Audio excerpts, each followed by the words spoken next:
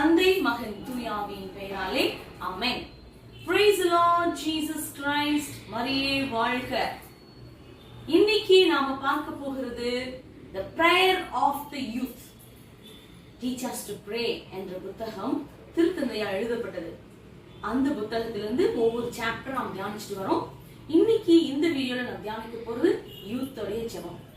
எப்படி ஆபிரகாம் நட்சத்திரங்களை எண்ணி அவருடைய ஆசீர்வாதத்தை எண்ணினாரோ, சாமுவேல் எப்படி ஒவ்வொரு நாளும் அதிகாலையில் ஆண்டவருடைய கூக்குரலை கேட்டாரோ, அவர் பெயர் சொல்லி அழைப்பதை கேட்டாரோ, அது போலவும் மோயிசன் எரிகிற நெருப்புல இறை பிரசனத்தை அனுபவிச்சாரோ, அன்பு தேவதாய் எப்படி அடைக்கப்பட்ட கதவை தட்டுகிற அந்த சத்தத்தை கேட்டு திறந்து இறை சித்தத்திற்கு தன்னையே ஒப்பு கொடுத்தார்களோ, அதே போல ஒவ்வொரு யூத்தும் ஆண்டு இறை பிரசனத்துக்குள்ள வரணும், ஜெபிக்கணும் என்று சொல்லி வலியுறுத்தி சொல்லப்பட்டிருக்க இந்த புத்தகத்துல இன்னைக்கு நாம நம்ம ஃப்ரெண்ட்ஸ் ஆஃப் ஜீசஸ் ஒவ்வொன்றையும் தெளிவாக சொல்வதை நம்ம கேட்க போகிறோம்.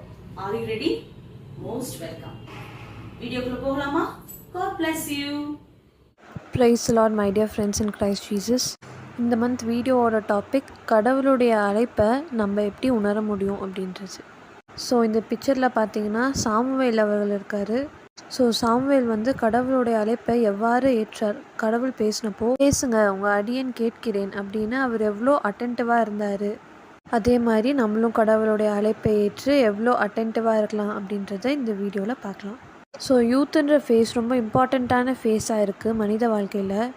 ஸோ இந்த வாலிப வயசில் தான் நம்மளால் நிறைய விஷயத்தை புரிஞ்சுக்க முடியும், நிறைய மாற்றங்கள் ஏற்படும். அது ஹார்மோன் சேஞ்சஸாக இருக்கலாம், மூட் ஸ்விங்ஸாக இருக்கலாம், ஃபிசிக்கல் சேஞ்சஸ், மென்டல் சேஞ்சஸ் கொண்டு நிறைய சேஞ்சஸ் இருக்கும். அதே மாதிரி நம்ம ஆன்மீக வாழ்க்கையிலையும் நிறைய சேஞ்சஸ் வர பீரியட் தான் இந்த யூத். ஸோ அப்படி இருக்கப்போ இப்போ ஃபார் எக்ஸாம்பிள் சின்ன வயசுலேருந்து நம்ம பேரண்ட்ஸ் நம்மளை சொல்லி வளர்த்துருப்பாங்க, இதுதான் திவ்ய நற்கருணை, இங்கே தான் இயேசு கிறிஸ்து இருக்காரு.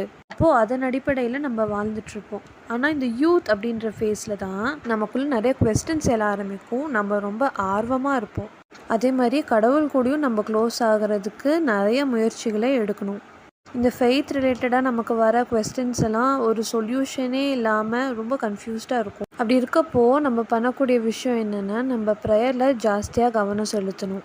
கடவுளோட முன்னிலையில் நம்ம ப்ரேயர் பண்ணோன்னா கண்டிப்பாக நம்ம கன்ஃபியூஷன்ஸ் எல்லாம் சால்வ் ஆகும். ஸோ பைபிளில் இதுக்கான நிறைய எக்ஸாம்பிள்ஸ் இருக்குது. இப்போ மோசேவை எடுத்துக்கிட்டோம் அப்படின்னா, மோசே அந்த நெருப்பில் எரியிற புதர் வழியாக கடவுளை முகமுகமாக தரிசித்தார்.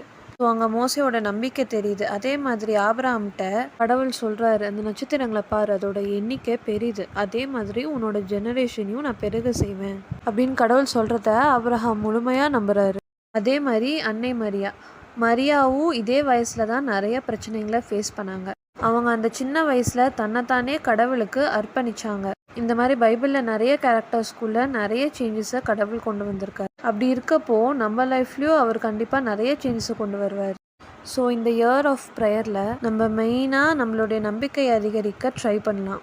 கடவுள் கூட நம்ம ஒரு உரையாடலை மேற்கொண்டாலே கண்டிப்பாக நிறைய பிரச்சனைகள் சால்வ் ஆகும், நம்ம கன்ஃபியூஷன்ஸ் எல்லாத்துக்குமே ஒரு சொல்யூஷன் கிடைக்கும் அப்படின்னு நான் நம்புகிறேன். So praise the Lord, Ave Maria. Praise the Lord, my dear friends. I am Ria Bosco and I am speaking on the topic Prayer, Events and Meetings with the Youth. In this para, our Pope urges each one of us to have a personal relationship with God, which is in terms of friendship. For this, he asks young people to start their day with a prayer and to make it as a routine. It could be by reading the Gospel or doing the morning lauds. It could be before going to work or before going to schools.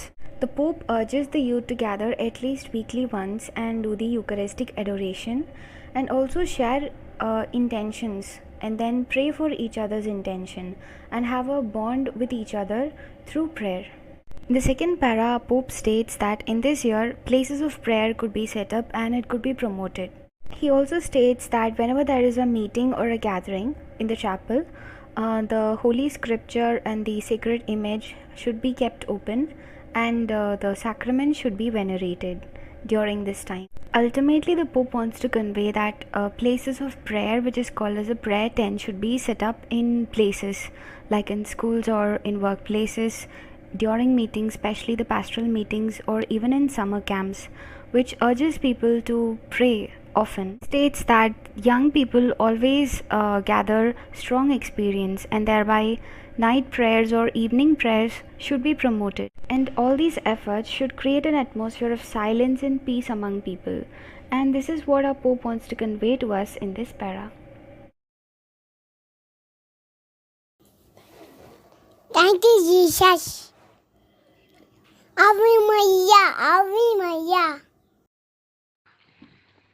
Like பண்ணுங்க, subscribe பண்ணுங்க.